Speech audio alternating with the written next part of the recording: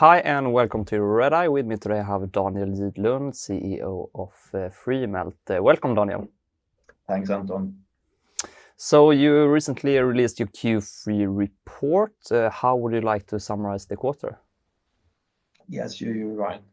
I would, before I start to summarize the quarter, we have been asked as well to be a bit more transparent, especially regarding our project business, and not just report on the machine sales business.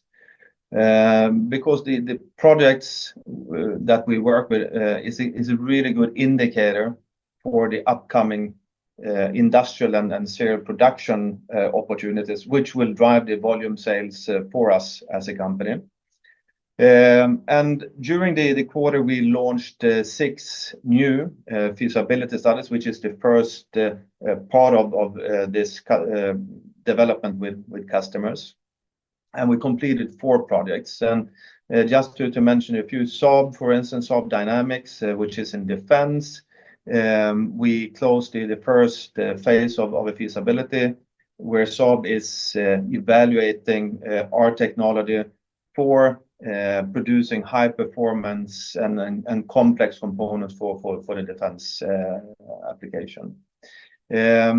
We also made good progress in UKAEA, so in the United Kingdom Energy Authorities, or Atomic Energy Authorities, which is in fusion energy, fusion reactors. So here we're developing tiles for the fusion reactor.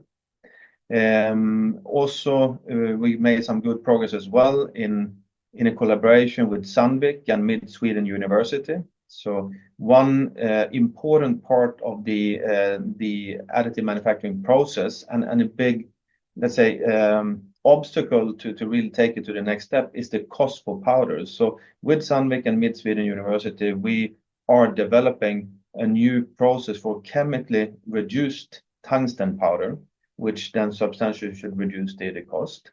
And at the same time as well, in this collaboration, it also means that we have secured 100% European supply chain of tungsten.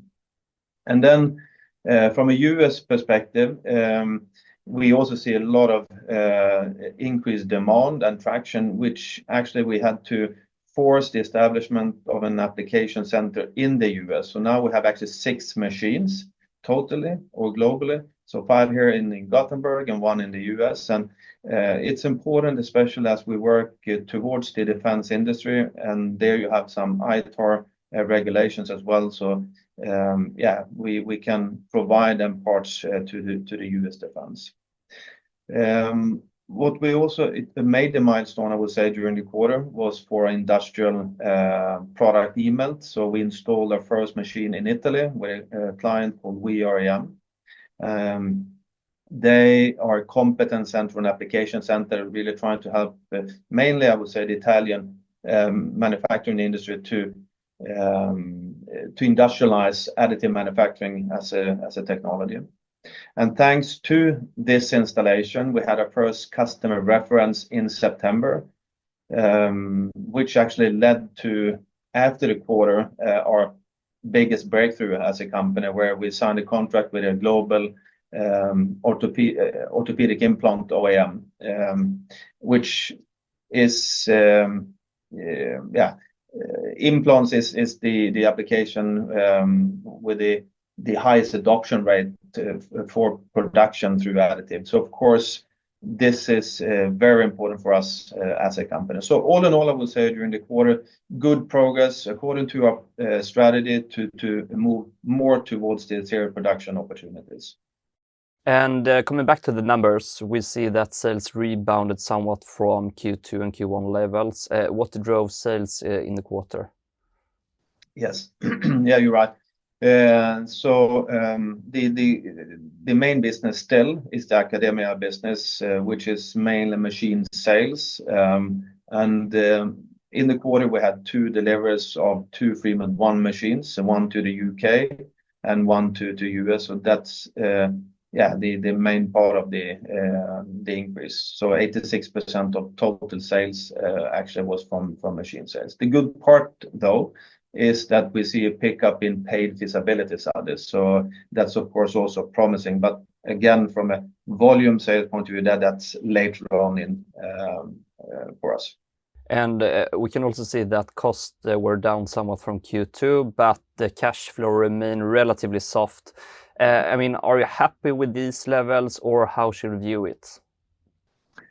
I think we still just need to take a step back. We are still a company in an early phase. We have the focus has been in product development, and now we're turning more into the commercial side in sales.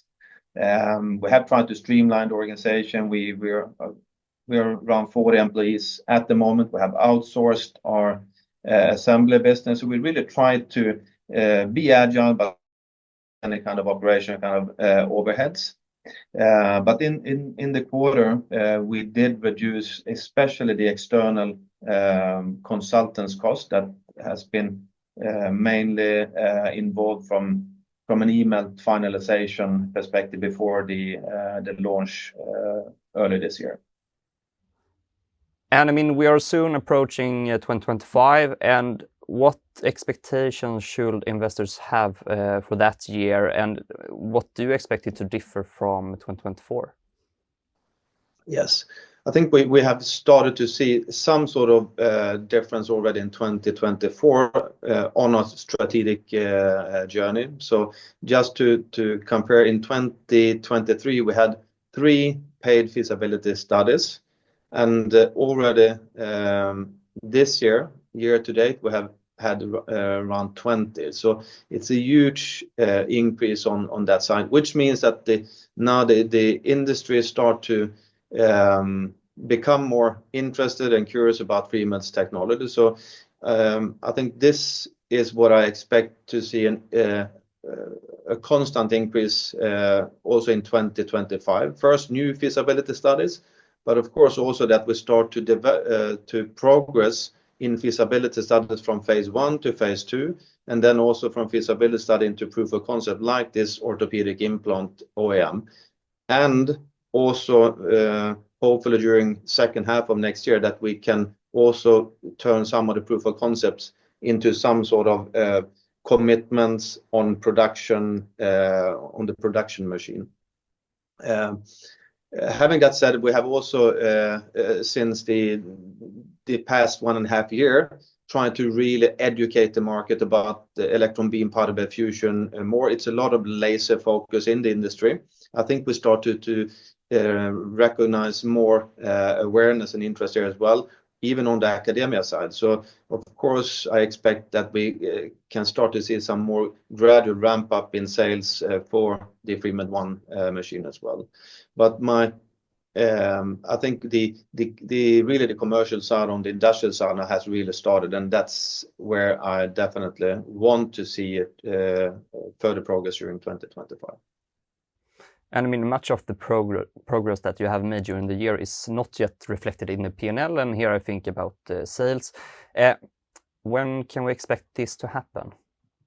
I mean, it follows a bit what I tried to explain from also the different steps from feasibility study. I mean, the fortune is that we're getting paid for them, but it's still a small amount. The first sort of sales that could be expected is when you get into pretty much proof of concept. Then either the customer can buy the machine or rent the machine. But then the big impact on P&L, of course, will be when we start to move from proof of concept into serial production. That's where volume orders are expected, and then also an attached aftermarket business as well. So I would say second half of 2025, we should start to see the first impact there. And lastly, is there anything else you would like to add? I think it's also important just to remind, I mean, Freemelt, we are a debt-free company. We have loyal and strong owners like Industrifonden. We have Bengt Julander also joined. We have a very strong position in tungsten. I would say a leading position in tungsten, which is in such a focus now, especially in defense and in the energy sector, where there are a lot of investments at the moment.